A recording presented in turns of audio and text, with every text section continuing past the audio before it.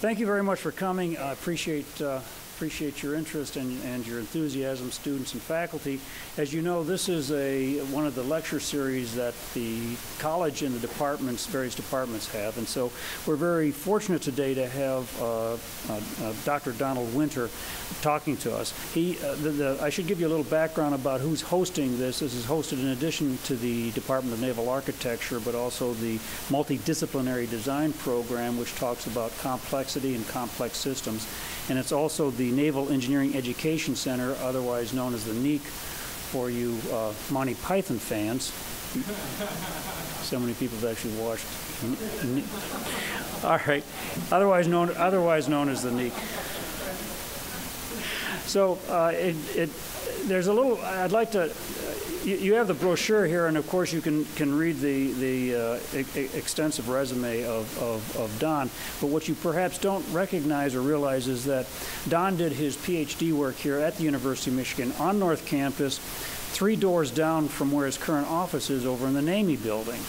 And so he has certainly shown that you can, in fact, come home again or go home again, and he's noticed the changes that have come. So if you have an opportunity and you'd like to talk to him, please feel free to stop in. It's just up here over the hill. So with that, I'd like to say, Don, please, thank you, and let's give him a hand.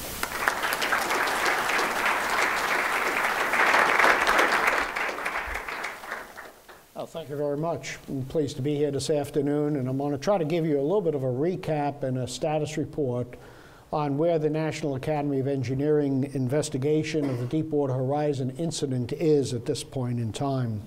I was appointed as the chair of this investigation about 6 months ago, and we very recently, just a week and a half ago, released our interim report on the results that we've been able to achieve to date.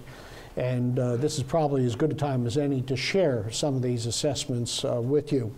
Most of the material I'll be showing today is, quite frankly, the same material, same charts that I used to brief Secretary Salazar a week and a half ago.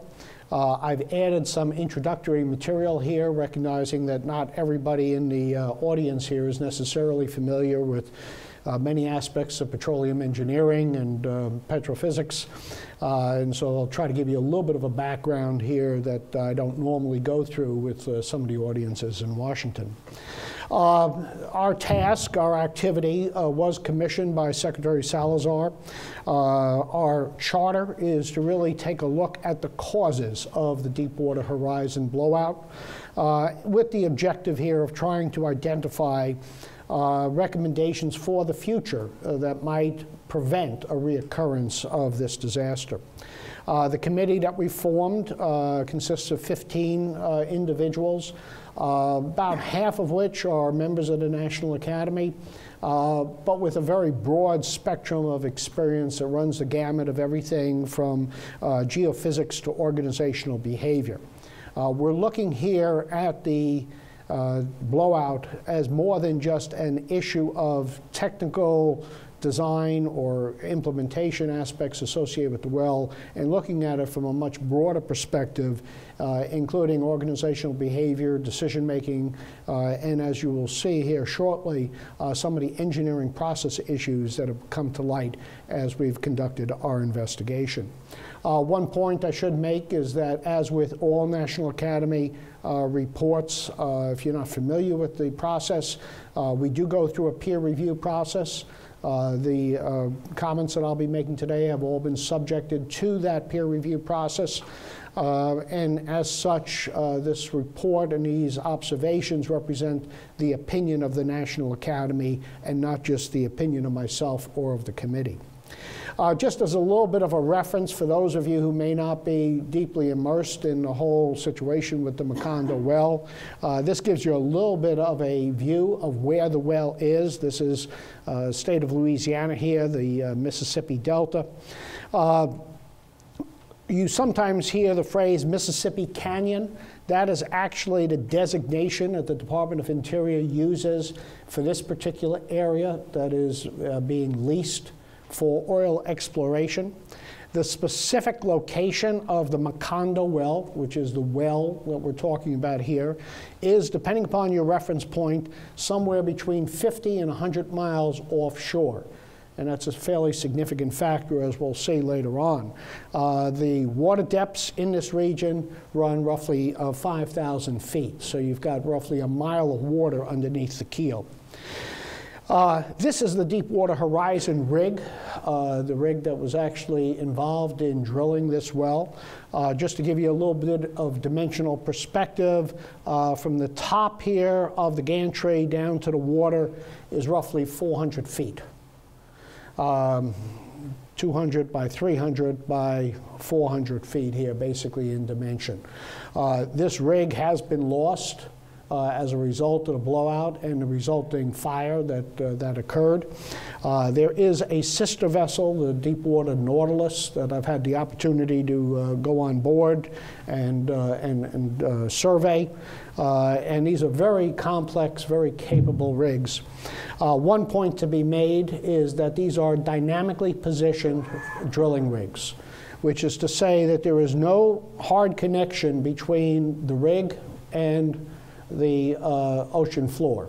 There are no anchor cables or things of that nature. Positioning here depends upon basically 4 propulsion units that are actively engaged in ensuring that the rig is kept at a constant position as determined by GPS-generated coordinates.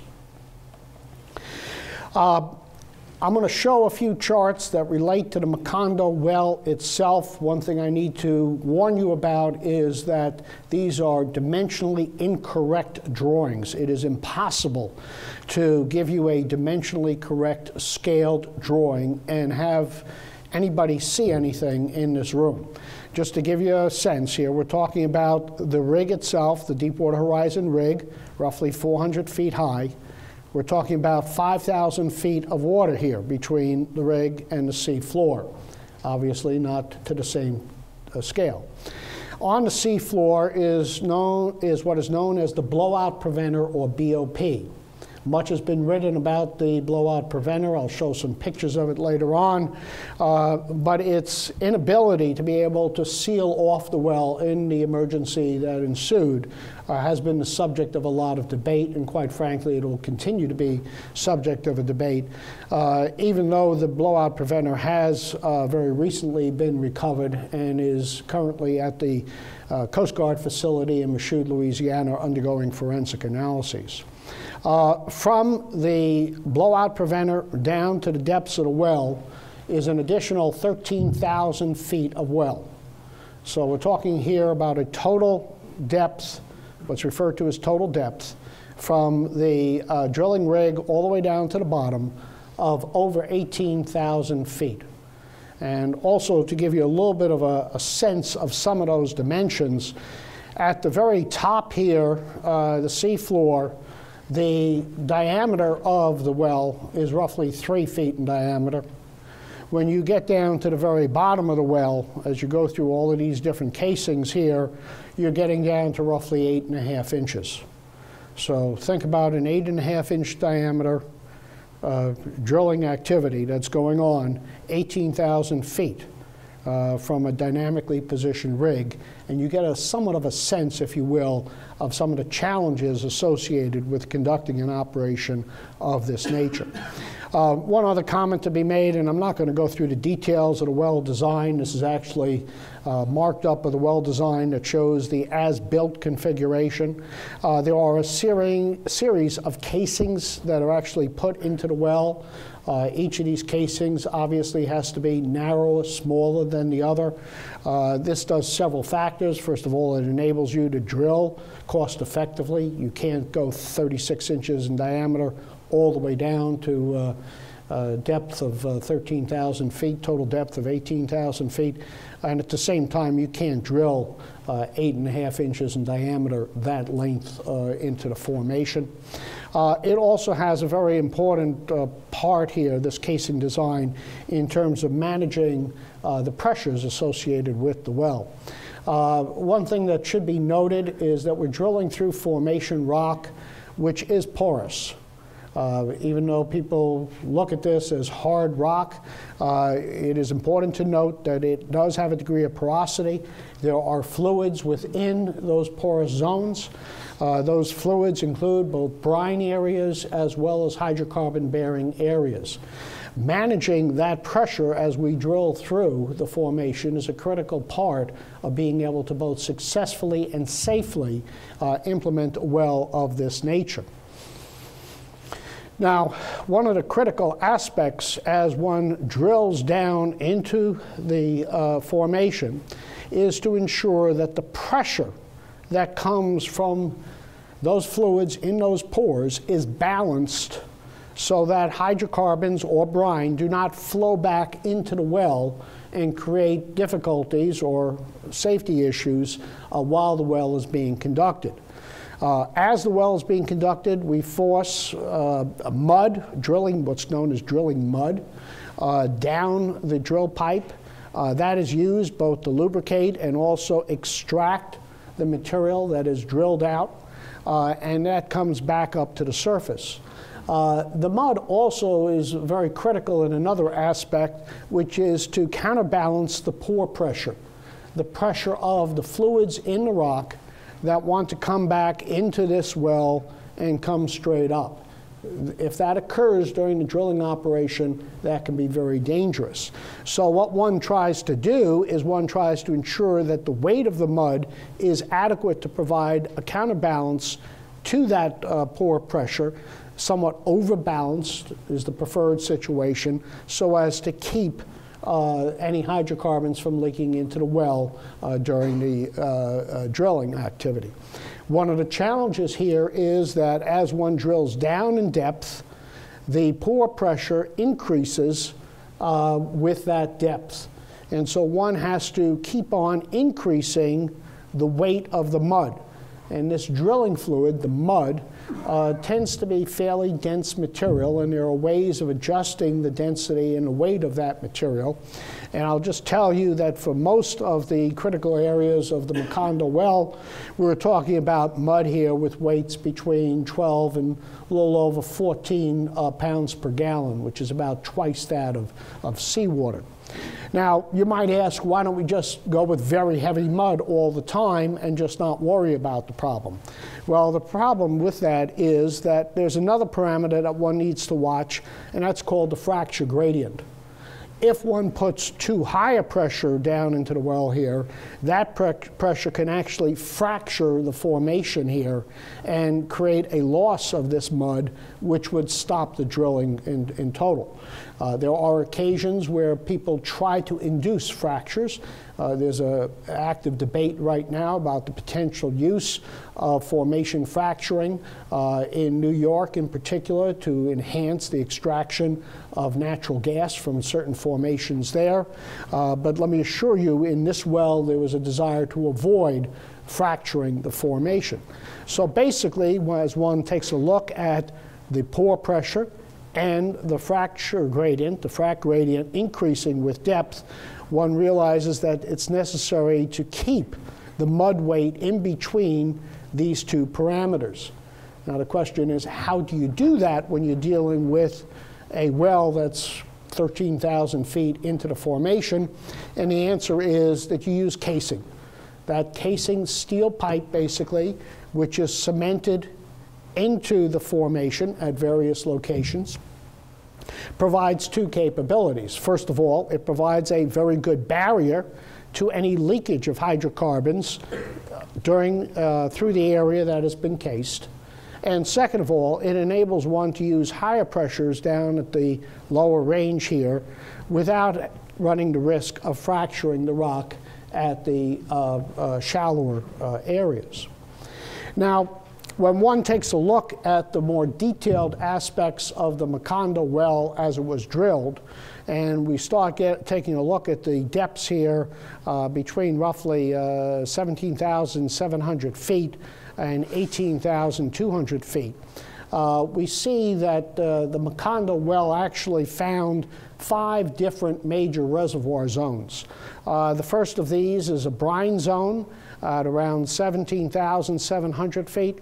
And then there are 4 different hydrocarbon-bearing zones, the 3 lowest of which were viewed as the primary reservoir.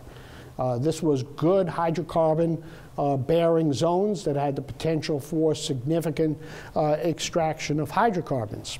One interesting and problematic aspect of this geology here, excuse me, is that the topmost zone, the brine zone, had a pressure of 14.1 ppg, pounds per gallon equivalent, whereas the bottommost range here, these 3 zones, were all much lower than that at 12.6.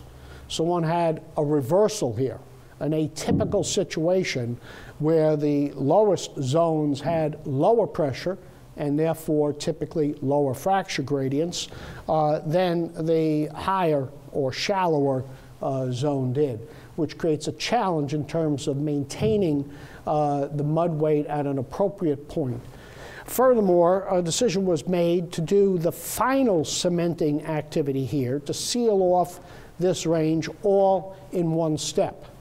And so one had the challenge of being able to insert the cement through this entire region here and maintain an adequate pressure to offset any hydrocarbon insertion without at the same time creating any fracture of the formation. That was an interesting challenge, but that was the path that was chosen for this particular well. This was part of a procedure known as a temporary abandonment. And I have to step back a little bit here and explain what temporary abandonment is all about. The Macondo Well was an exploratory well. It was the first well that was drilled in this particular region of the Mississippi Canyon. As such, there was not definitive understanding of what it was going to find, whether or not this would be a financially viable production opportunity for extraction of hydrocarbons. Recognize that if a decision is made to be able to develop this from a production point of view, one needs to get the oil from that location 50 to 100 miles off the shore back to shore, which means roughly 100, actually more than 100 miles of subsea pipeline, manifolds, and all the other infrastructure associated with that. One does not want to invest in that huge infrastructure until you've proven the well. So the concept here that's normally applied, and this is a very standard practice, is to drill the well, determine whether or not there's adequate pay sands here, whether or not the reservoir is worthwhile tapping into, and then prepare to temporarily abandon it by sealing the bottom with a cement seal, as I showed previously, and also installing some additional plugs and equipment to lock down the various casings that have been installed in the well. What that permits you to do is to take this very expensive rig and send it off elsewhere while you're taking the time to install all the infrastructure. This is rather important because if you take a look at a rig like the Deepwater Horizon, the daily rental costs associated with the Deepwater Horizon run a significant fraction of $1 million a day. So you don't want to just have this rig sitting around waiting for all the infrastructure to be inserted. So the plan was to go ahead and temporarily abandon the well, put it in this type of a condition with a cement plug here, this cementing down in the bottom, and the appropriate what's called lockdown sleeves to stabilize all of the casings. Now before you do this, you want to make sure that you have properly sealed the well. And so one of the tests that you do, one of the standard tests to ensure that the well has been properly sealed, and in particular that this lower concreting down here was effective in sealing off the inside of the well from the reservoir down here, is to run what's known as a negative pressure test. And without going into a lot of detailed technical aspects here, it's actually fairly simple. You take some length of mud, remember, which is running at this point in time a little bit over 14 pounds per gallon, and you displace it with seawater, which is weighing about half of that. And the net is that you now have, instead of an overbalance condition down here, where the pressure inside is greater than the pressure from the pour, you have an underbalance condition where you have less pressure here than the pour would normally exert. The objective is to see whether or not there's any leakage, and if there's not much leakage, you seal this off in the blowout preventer, and you look for a pressure buildup. This test was repeated 3 different times. At no occasion did they actually achieve the desired results. In fact, they did see pressures here as high as 1,400 psi. Nonetheless, for reasons that we still do not understand, and I say that because the individuals involved in this decision-making are either dead or have refused to testify at any of the hearings, a decision was made to proceed to temporary abandonment, notwithstanding the failure to fully comply with all of the expectations of a negative pressure test. When the committee looked at this, we have identified this particular decision as a pivotal or precipitating decision that really set the course for all of the events that ensued. And part of this is due to the fact that up until this point in time, the people who were operating the rig and the people who were in charge of developing this well had many options. And in fact, even if the cementing activity had not gone properly, even if there were deficiencies in the cementing, there are in fact standard procedures that have been developed in the industry that would enable one to what's known as remediate that cementing job and to repair it even at the depths that we're talking about here. Unfortunately, this decision was made, and it was further compounded by a series of factors, including the fact that the people on the rig failed to note that shortly after the decision was made, hydrocarbons started rising up in through the well. And in fact, there's evidence that suggests that hydrocarbons were flowing for a significant part of an hour before they were finally detected. When they were detected, there was a lack of recognition of how far along into the blowout process they were, and they took very minimal steps, the type of gradual incremental improvements that you would normally make if you were just seeing some small gas inclusion, as opposed to an aggressive well control action. And this kept the situation going. When they finally got to the point that they recognized the extent of the danger that they were facing, they did attempt to actuate the blowout preventer, but unfortunately it was not able to stop, to stem the flow, and it was in fact not able to safe the system. And there is obviously a lot of dispute still as to whether or not that's due to failures, either from design or maintenance issues, or whether there are inherent limitations in the way in which that BOP was designed or installed that precluded its use in this particular case. When we look at this decision, it's very hard to ignore the fact that the way the decision was made, the idea that individuals on the rig, actually individuals with very limited professional training, a lot of experience, but limited professional training, and without consultation with the engineering staff ashore, that those individuals would redefine success for such a major critical test suggests to us a insufficient consideration of risk, and in particular, a lack of operating discipline. They violated the rules. There is a question as to how well documented those rules were, whether or not there are standards that have been or should be imposed by the government in terms of mineral management service, or whether those rules should be established by the operator, BP, or the rig owner, Transocean. Nonetheless, they made a decision to change the generally accepted criteria for successful completion of a negative pressure test right on the fly. This obviously raises questions about whether or not these people had the requisite operating knowledge to be able to do the tasks that they were assigned, and in particular the tasks that they assumed in terms of redefining some of these parameters. And the net was that they reduced the margins of safety in a way that was very significant and in a way that they may not have fully understood and anticipated.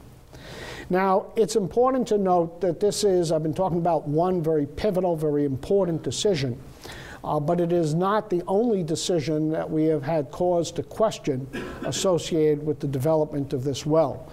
There's in fact a long litany of other decisions that were all made in the week or so associated with the work up to the blowout and the eventual attempt to control it.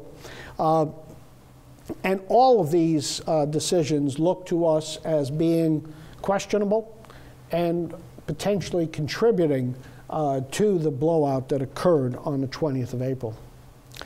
When we look at the totality of the record here, including all of those different decisions and the way that they were made, the only way we can describe it is to say that the available evidence suggests that there was not an appropriate check and balance.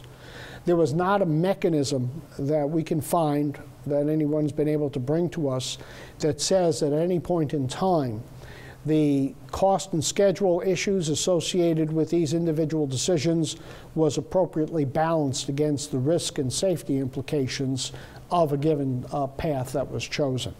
And that is an area of particular concern.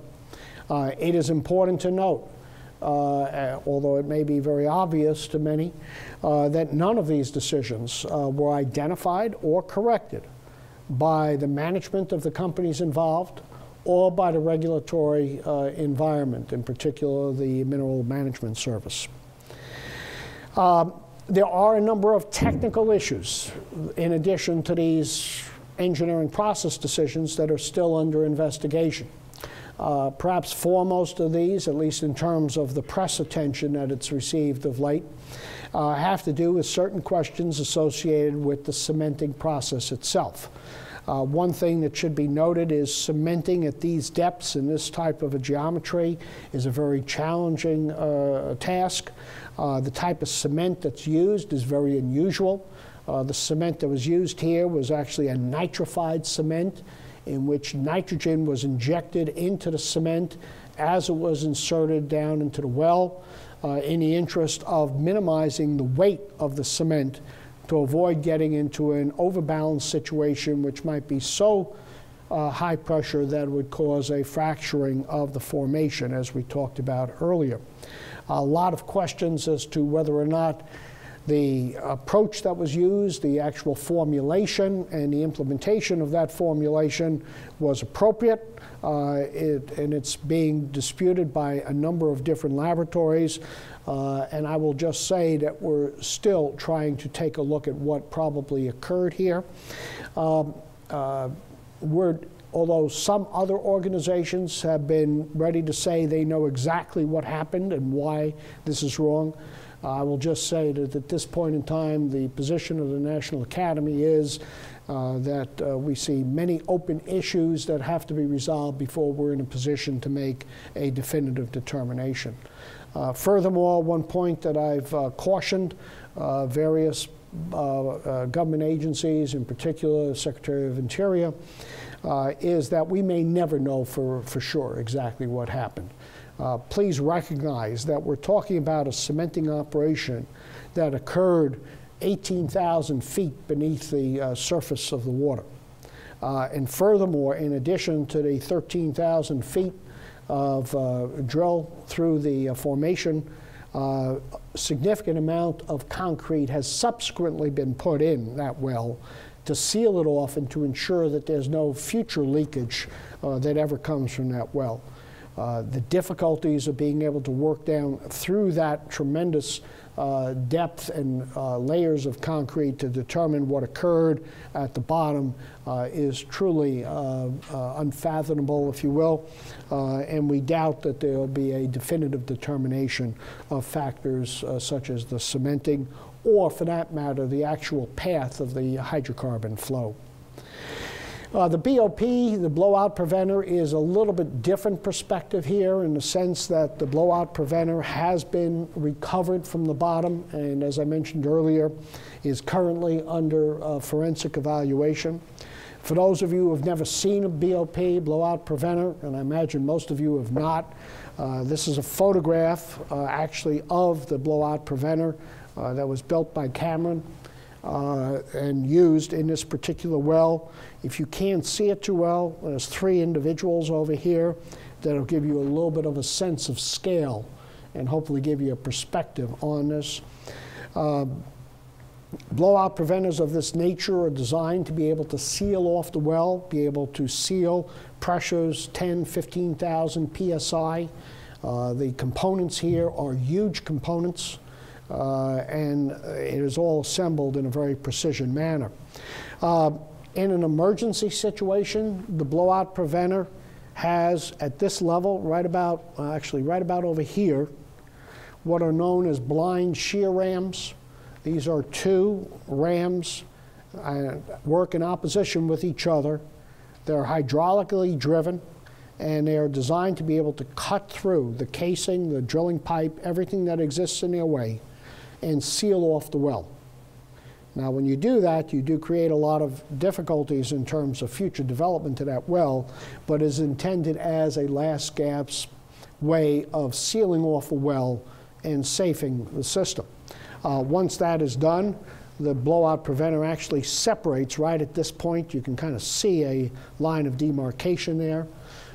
This part here, which is actually known as the lower marine riser package, is tied up to the riser and goes all the way up to the rig, 5,000 feet above. And that entire package would be cut free, and the drilling rig, which if you remember is dynamically positioned, could be moved away from the well so that the individuals on the drilling rig, as well as the rig itself, could be positioned in a safe location. None of that happened. The blind shear rams did not activate to seal the well. The emergency disconnect system here did not operate and separate out. And the net was that a significant amount of gas and other hydrocarbons came up through the blowout preventer, through 5,000 feet of riser pipe all the way to the Deepwater Horizon Rig. And all of that gas was released on the rig. And another interesting decision in the whole process, it was actually vented to the very top of that gantry, which then let it fall back on the rest of the drilling rig. Given all of that, although there's a lot of interest in identifying exactly what the flash point was and where the fire and explosion actually was ignited, the assessment of the committee is that given the large quantities of gas and also the very limited wind conditions that were evident at this time, ignition was most likely. This was going to happen. It did happen. There were some major issues associated with alarms and safety systems. We'll be investigating that. But once the fire was started and once the rig was kept into position so that it was located directly over the source of fuel for this fire, it is most likely that the loss of the rig was sealed at that point. Very little that could be done. The Coast Guard engaged in a very vigorous attempt to control the fire, but quite frankly, trying to put water on this type of a source was not very effective. Looking at the totality of the event as we have over the last 6 months, it's evident to the committee that there was a lack of an appropriate approach for risk management. This is a business that has inherent risks and inherent uncertainties. You are drilling, by definition, in an exploratory well into unknown formations with unknown geology and unknown consequences. You need to have a process for being able to manage that type of risk, and in particular to be able to learn from previous experiences. Furthermore, one needs to look at these issues from a systematic approach.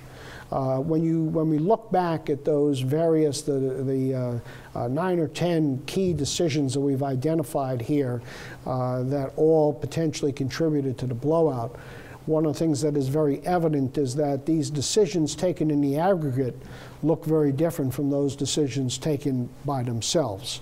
And in fact, it was very disappointing to sit through the Marine Board of Inquiry as conducted by the Coast Guard and the MMS and listen to the defendants' attempt to justify many of these decisions based as standalone decisions without recognizing the way in which they were building upon each other to take away the margins of safety that might have existed at the very beginning of this activity. Looking at this systems approach is a critical feature, we believe, for well integrity and safety, and will be a core element, I believe, of our recommendations here for the future. By the way, any of you interested, the students here, in understanding the systems approach, I still have a few slots empty in Engine 599 for next semester. I get to make a little advertisement here, okay? In the meantime, we're not done. The committee is still in place and will continue through the period which goes to June of this coming year, where we are scheduled to provide our recommendations to the Secretary of Interior. We'll be looking at a number of various what we think are fairly important parameters here, running the gamut of everything from the well design and the cementing and the BOP, all the way through some of the more process-oriented aspects that we think are fairly key. We're also going to be looking at some of the issues associated with personnel selection, training, and certification. Don't have enough time here, but there are some very interesting nuances in the way in which there are significantly different requirements for people to be certified to be able to have control over such an operating rig, drilling rig at sea. Differences between the requirements associated with being the master of a rig when it's underway versus what's known as the offshore installation manager, who is in charge when the rig is connected to the seafloor. That OIM does not have to have anywhere near the education or experience that would normally be required of a master, even though he's expected to know more about the drilling than a master would normally have. We are going to be making a series of recommendations that include both technical aspects, process aspects, and regulatory aspects, and those will be made separately both for industry and for government. And we hope to be able to influence what is going to be a continuing evolution of the regulatory environment here. And hopefully that regulatory environment will also help motivate industry to make some of the changes that we feel are most appropriate for them. And with that, I will tell you, you've gotten 90% of what has been given to keep members of the administration and also the Congress. And I'd be more than pleased to take any questions that you have. We have a little time available to be able to do that. Hello. Please. You mentioned $1 million a day for the rig. It's a little bit shy of that. They run typically between $500,000 and $1 million a day. How many days was it in place before that? It's several months. This well was actually started using a different rig. It had already been abandoned once. For various reasons. And they had gone back at this point in time and were trying to reopen the well and complete it using the Deepwater Horizon. And so we are talking about many months to be able to drill this type of a well. These are expensive processes. Okay, this is not cheap activity.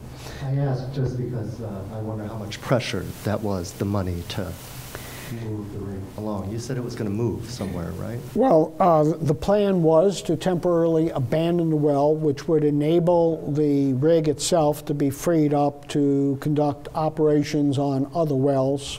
There was, in fact, a schedule of other activities that have been put in place, and there was a desire to be able to move the well across. as with most major projects, there are pressures for cost and schedule control. No one has been able to identify as of yet a meeting at which people said it's going to cost this much, and do we want to do this or not, and there's going to be risks, etc. No one's found that. That said, it is hard to look at that litany of decisions, each one of which appears to have been made in the interest of shorter schedule, lower cost, and assert that cost and schedule pressures were not absent.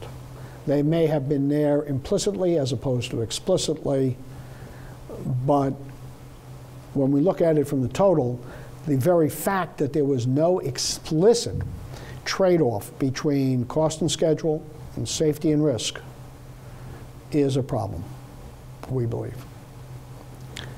Please. Actually, Oh, who's got the next mic? Yeah. I'm sorry. Forget you.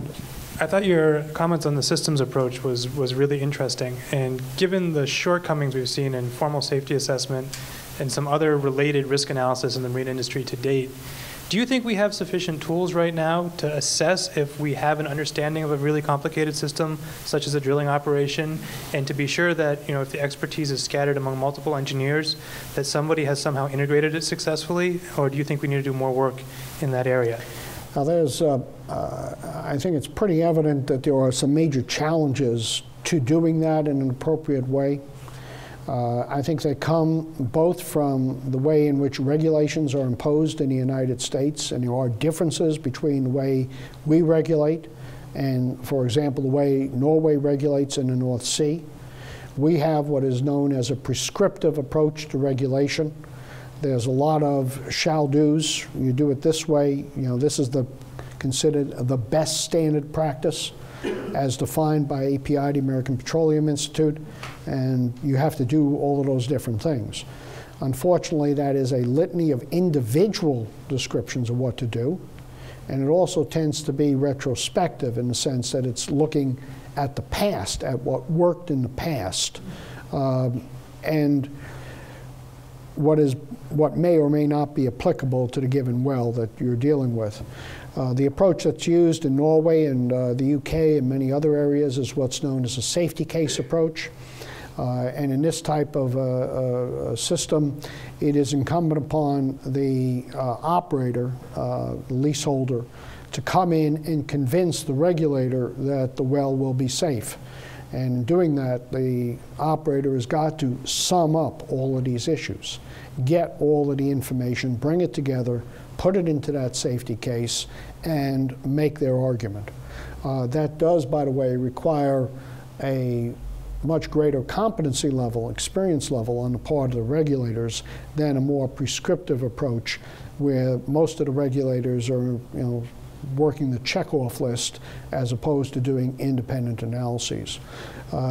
We actually called MMS, now BOEM, Bureau of Ocean Energy Management, to testify to us, and one of the things that became very evident was they were front up in admitting that they did not have much of the technical expertise, the ability to do independent checks and balances, engineering analyses on what was being presented to them. They were so dependent on the industry that if we do switch to a safety case approach, it will require some significant work that's to be done. The other issue that you kind of touched on here, bringing all these individual disciplines together, is made a little bit more complicated by the way the industry operates. We have gone away from the vertically integrated oil production company to the point that operating companies like BP contract out most of the activities that we're talking about. In fact, of the 120 some odd people on the rig at the time, there were 3 BP employees. The rig is owned and operated by Transocean. They're not the only ones, but it's the process that's used. And even the rig operator and owner doesn't do all the work on the rig. You have, for example, cementing operations being done by Halliburton. You have mud logging operations, the analysis of the material coming back up, being conducted by Sperry Sun. You have a multiplicity of contractors involved in providing the equipment out there. How an operating company engages as a prime contractor, if you will, taking ownership with and taking responsibility for the myriad of decisions that are made is an interesting challenge. And that too is one that's actually been alluded to by Tony Hayward as a challenge for the industry. He was the former CEO of BP. So some very interesting challenges in trying to make all of this work. Other questions? Who's got the mic next? Please. As we suffered through the leak, more than once media would compare this situation with the going to the moon.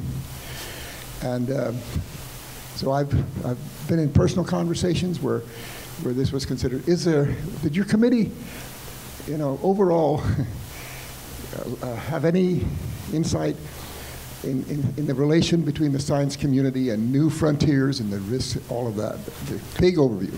Well, let me just make a few assertions here. First of all, there is a pretty good coupling between the geophysics community and the recovery efforts. And in fact, there was some, I think, pretty well constituted advisory groups that came into being to help manage the disaster. There is obviously an ongoing issue as to whether or not some of this should be replaced with standing advisory groups. Right now, much of the technical advice that is provided to MMS, now BOEM, quite frankly, comes from API, which is an industry-operated organization that has multiple interests, if you will. In Norway, again, going back to that alternative model, there's a different advisory organization known as SINTEF that actually has some very interesting and very capable databases, histories of various problems on wells, other safety issues. And SINTEF is a truly independent organization, actually is a spin-off from one of the universities in Norway, and provides a very different perspective, if you will, that is been able to provide advice and counsel both to the regulators and to any emergency activities there. So I don't know whether that directly answers your question, but it adds a little perspective in what's been happening here. Ms. Harvey. Well, you mentioned that you haven't been able to find the smoking gun meeting. Has the committee been able to examine how the 3 BP employees were evaluated by BP, how their performance was evaluated, to get some insight into the corporate culture? I'll just say we have some data on that, but we have not, that has not gone through the formal assessment and peer review process yet, so I'd be reluctant to comment on it at this point in time. I have some family that live in the Gulf Coast, and they were responding to the economic impact of the 6-month shutdown. And I guess, that's neither here nor there, but my question is do you think that in the interim that the industry as a whole has taken the initiative to actually make things safer? There's some points here. You can get into the specifics of the cementing operation, but that obvious key decision or lack of systems approach, do you think they took it on their own to try and make things better? Do you think we're safer now than the day before the disaster? See, I'm not sure I'm in a position to answer that question directly because I'm not sure we have a definitive understanding of the situation that occurred just on the day that the disaster occurred. I'm often asked what's my assessment of the safety of drilling operations in the Gulf of Mexico at large. And the way I tend to answer that is to remind people that we have not had the charter or the resources, quite frankly, to be able to do an appropriate survey of all of the operations in the Gulf of Mexico. And as you probably know, there are thousands of activities ongoing there. And so we really don't have a definitive understanding of how good, how bad, and whether or not this was a total outlier or just an average situation.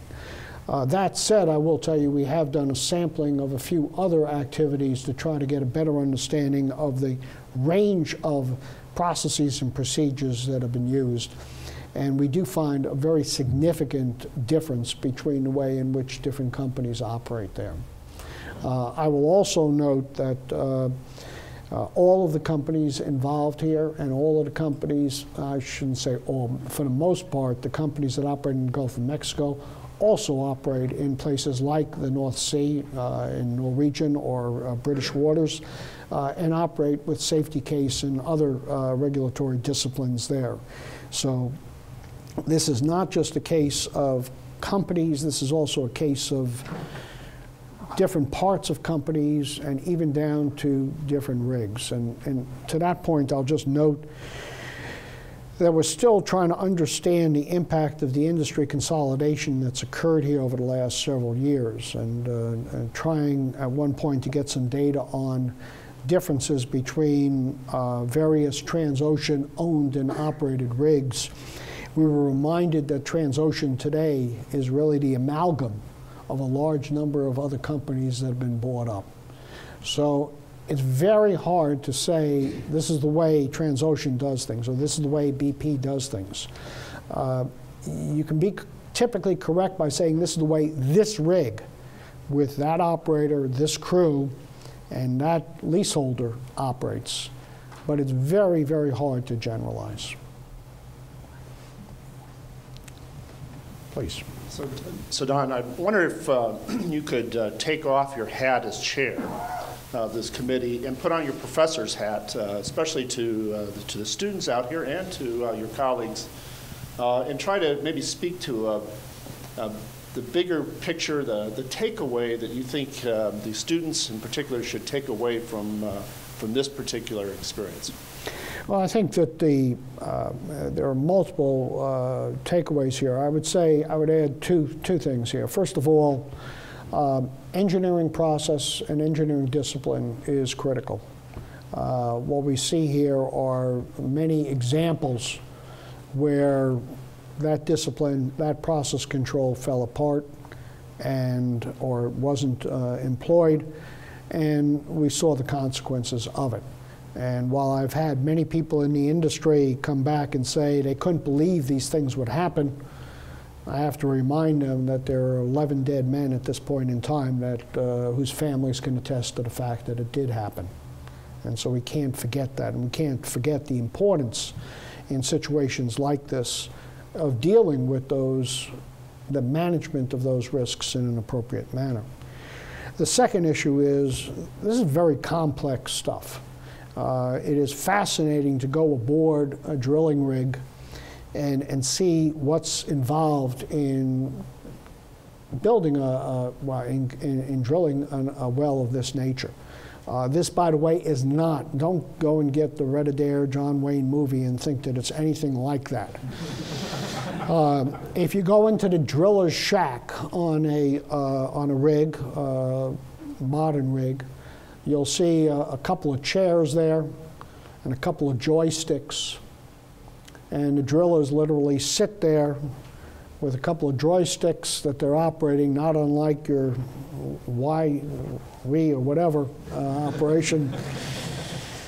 A little bit past my generation, but operating this massive equipment, doing million-pound lifts and positioning a drilling operation literally miles beneath them.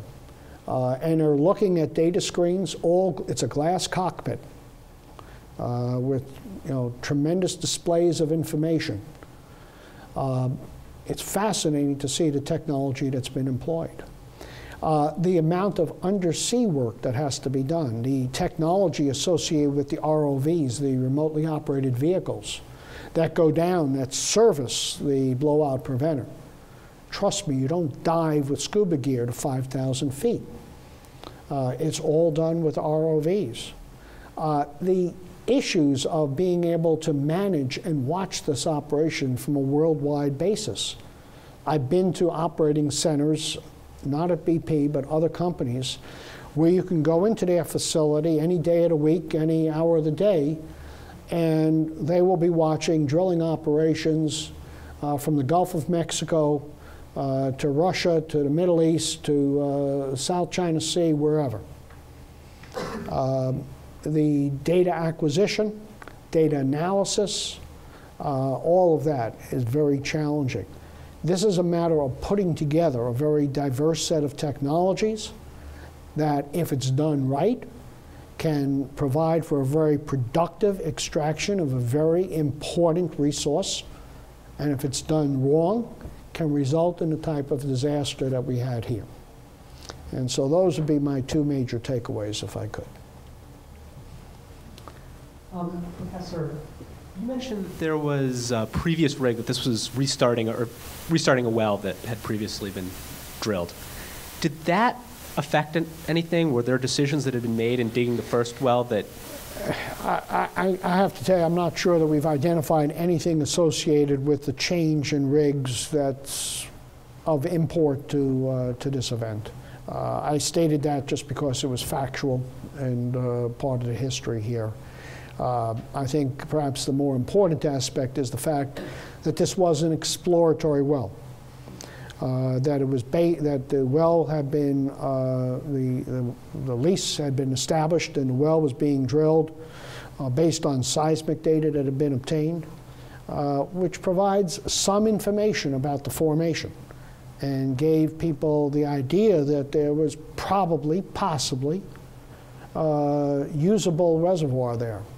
But there were a lot of uncertainties associated with it. And when you drill that initial exploratory well, you learn a lot. But you're having to deal with that in nearly real time, because you don't have the luxury of looking back and saying, I'm going from 17.8 to 18.3, and this is what I'm going to see. Now, it is not unusual for exploratory wells never to be converted into production wells. Sometimes they're sealed, they're abandoned, and then separate production wells are drilled around them. When you drill those wells, then you have the benefit of knowing what the formation is that you're drilling into. Oh, by the way, even then, you have a certain degree of uncertainty associated with how consistent that geology is, how it changes as you go away from the one point that you've tapped into the one point that you've really been able to survey. So, best as I can give you here. Any other questions? Well, look, I thank you all very much for coming this afternoon. I've enjoyed this. This has been kind of a labor of love, if you will. Not something that I ever studied or practiced, but it's something I've had to learn here over the last 6 months or so. And it's been a fascinating process, and I think an important area of investigation, if not for the industry, for the nation, and quite frankly, for the survivors as well. So thank you all very much.